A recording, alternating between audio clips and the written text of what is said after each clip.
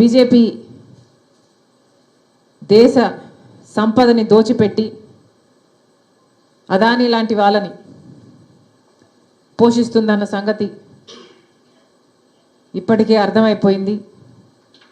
అంతేకాదు ప్రభుత్వ వ్యవస్థలను ఆఖరికి అది ఈసీ అయినా, ఆర్బీఐ అయినా, స్టాక్ ఎక్స్చేంజ్ అయినా, ఈడీ అయినా, సిబిఐ అయినా, ఇన్కమ్ ట్యాక్స్ అయినా, ఇలా ప్రతి ప్రభుత్వ వ్యవస్థని కూడా తమ గుప్పెట్లో పెట్టుకొని స్వార్థ రాజకీయాల కోసం ఎలా వాడుకుంటున్నారో చూస్తున్నాం.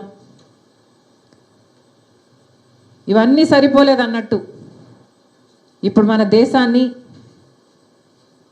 కాషాయమయం చేయడానికి బీజేపీ పూనుకుంది.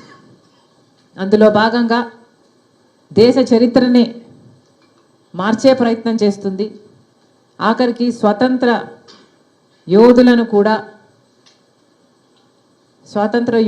కూడా కుట్రతో దేశద్రోహులుగా పోర్ట్రే చేసే ప్రయత్నం చేస్తున్నారు. ఆ క్రమంలోనే ఆఖరికి మహాత్మా గాంధీ గారిని కూడా వదిలిపెట్టకుండా ప్రపంచమంతా ఫాదర్ ఆఫ్ ద నేషన్ అని మహాత్మా గాంధీ గారిని అంతగా గౌరవిస్తే బీజేపీ పార్టీ మాత్రం మహాత్మా గాంధీ గారిని ఒక విలన్ గాను, గాంధీ గారిని చంపిన వాళ్ళని దేవుళ్ళగాను పరిగణించి వాళ్ళ గుళ్ళు కడుతున్నారు.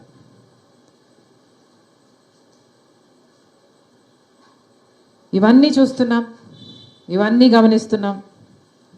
మహాత్మా గాంధీ గారు అహింసావాది అయితే సత్యం, అహింస, ప్రేమ, సోదరభావం గాంధీ గారి సిద్ధాంతాలు అయితే వీటికి పూర్తి భిన్నంగా హింసా మార్గాన్ని ఎంచుకుంది బీజేపీ పార్టీ. మైనారిటీలు ఉండకూడదు అన్నట్టుగా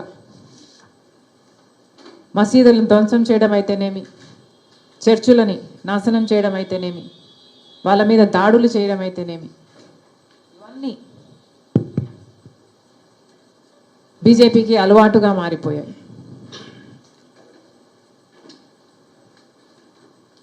మహాత్మా గాంధీ గారంటే గౌరవం లేదు, వారి సిద్ధాంతాలంటే విలువ లేదు. కేవలం మహాత్మా గాంధీ గారు కాంగ్రెస్ పార్టీ నాయకుడు కాబట్టి ఆయన లెగసీ కాంగ్రెస్ పార్టీకి తాకకూడదు అన్న ఉద్దేశం, ఆ అడ్వాంటేజ్ కాంగ్రెస్ పార్టీకి రాకూడదు అన్న వికెడ్ ఇంటెన్షన్. అంబేద్కర్ గారిని కూడా వదిలిపెట్టలేదు. అంబేద్కర్ గారు బడుగు బలహీన వర్గాల వాళ్ళలో వెలుగులు నింపినవాడు. అంబేద్కర్ గారు ఈరోజు మన దేశంలో అన్టచబిలిటీ లేదు అంటే దానికి కారణం అంబేద్కర్ లాంటి గొప్ప నాయకులు. అంతేకాదు మన రాజ్యాంగాన్ని రూపొందించిన వారు.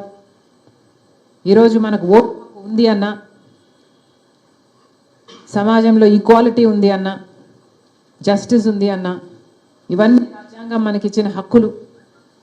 సమాజంలో అందరూ స్వేచ్ఛగా, సమానంగా, సగర్వంగా బతికే అవకాశం మనకు రాజ్యాంగం ఇస్తుంది. అంతటి అంబేద్కర్ గారిని కూడా పార్లమెంటులో ఎంత హేళన చేశారో, ఎంత అవమానించారో ఇవన్నీ చూస్తున్నాం. బేసిక్గా దళితులు అంటేనే పడదు బీజేపీ పార్టీకి.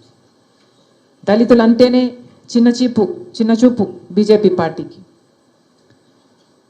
కులగణన చేయాలి అని కాంగ్రెస్ పార్టీ ఎప్పటి నుంచో అడుగుతుంది, డిమాండ్ చేస్తుంది, కానీ ఇంతవరకు చేపట్టలేదు. కులగణన చేస్తే ఎక్కడ ఎంత దళితులు, ఎస్సీలు, ఎస్టీలు ఎంతమంది ఉన్నారు అర్థమవుతుంది.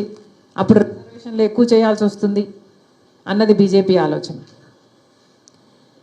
ఇలా అనేక రకాలుగా దళితులనైతేనేమి, దేశ ప్రజలనైతేనేమి, రాజ్యాంగాన్ని అయితేనేమి నాశనం చేసే ప్రయత్నం చేస్తుంది బీజేపీ పార్టీ. అందుకనే ఈరోజు కాంగ్రెస్ పార్టీ ఈ పోరాటాన్ని చేపట్టింది. విచిత్రం ఏమిటంటే మన రాష్ట్రంలో బీజేపీ పార్టీ ఎక్కడో లేదు. బీజేపీ పార్టీ బాబు, జగన్, పవన్ వీళ్ళల్లోనే ఉంది. మన రాష్ట్రంలో ఎంతమంది ఎంపీలు ఉంటే అంతమంది బీజేపీ పార్టీకే మద్దతు ఇస్తున్నారు. అది తెలుగుదేశం కానివ్వండి, వైసీపీ కానివ్వండి, చంద్రబాబు గారైనా, జగన్మోహన్ రెడ్డి గారైనా, పవన్ కళ్యాణ్ గారైనా, వివిధ పార్టీల్లో ఉండి కూడా బీజేపీ ఇంత ఘోరంగా చేస్తున్నా కూడా ఈరోజు అదే పార్టీకి మద్దతు ఇస్తూ అదే బీజేపీ పార్టీకి గులాంగిరి చేస్తున్నారు. అందుకే ఈరోజు కాంగ్రెస్ పార్టీ మీ అందరి మద్దతు కూడా కూడగట్టుకొని ప్రెసిడెంట్ గారికి ఒక రెజల్యూషన్ పంపించి అమిత్ షా గారు రిజైన్ చేసేటట్టు, బీజేపీ పార్టీ క్షమాపణ చెప్పేటట్టు ఒక రెజల్యూషన్ కూడా ఈరోజు పాస్ చేయాలని నిర్ణయించి మీ అందరినీ ఆహ్వానించడం జరిగింది.